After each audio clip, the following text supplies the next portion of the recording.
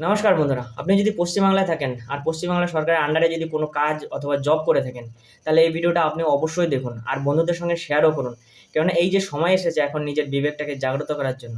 আপনি পশ্চিমবাংলার আন্ডারে সরকারের আন্ডারে কাজ করছেন, এর মানে এই নয় যে তার কথা অনুযায়ী সব কিছু চলতে হবে। আপনার নিজের ব্যক্তিত্ব আছে, বিবেক আছে।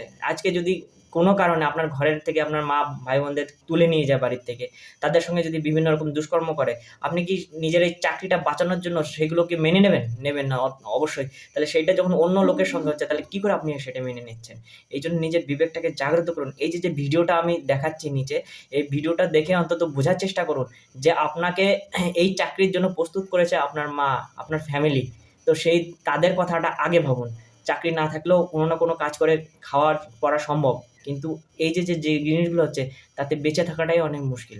তাই সরাসরি না বললেও ইনডাইরেক্টলি এই কথাগুলো সবার মাঝখানে শেয়ার করার চেষ্টা করছি যে দেখুন কি বলছে, সমাজে নিজেকে প্রতিষ্ঠিত করার জন্য কি করা দরকার। ঠিক আছে, শুধু একটা মহিলার কি একজনের কথাতেই সব কিছু করতে হবে না। নিজের ব্যক্তিত্ব বিসর্জন দিতে হবে। আপনার বাড়ির বউকে সুরক্ষিত করতে চান, ওই যে এখানে স্টারটা আছে না, অশোক স্তম্ভ আছে না, চাকরিটা মমতা বন্দ্যোপাধ্যায় দয়ায় পাননি।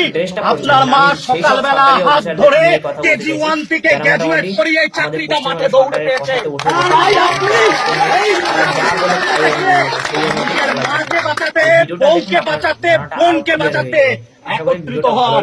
না পাবেন দিয়ে, না পাবেন সম্মান, লোকের কাছে গালাগাল শুনবেন, ওই ক্রিমিনালদের প্রশ্রয় দিয়ে দেবেন।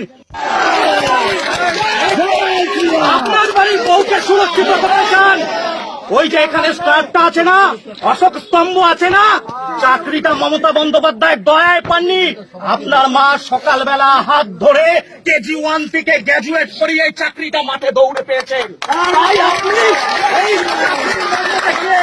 নিজের মাকে বাঁচাতে, বউকে বাঁচাতে, বোনকে বাঁচাতে একত্রিত হন। না পাবেন দিয়ে, না পাবেন সম্মান, লোকের কাছে গালাগাল শুনবেন, আর ওই ক্রিমিনালদের প্রশ্রয় দিয়ে দেবেন। যখন এই রাজ্যে বোম পড়ে আপনারা দেখতে পারেন না, যখন এই রাজ্যে নারী নির্যাতন হয় আপনারা দেখতে পারেন না, যখন এই রাজ্যে খুন হয় আপনারা দেখতে পারেন না, যখন নির্বাচনের পর প্রতিহিংসা হয়, শাসক দল বিরোধীদের আক্রমণ করে আপনারা দেখতে পারেন না।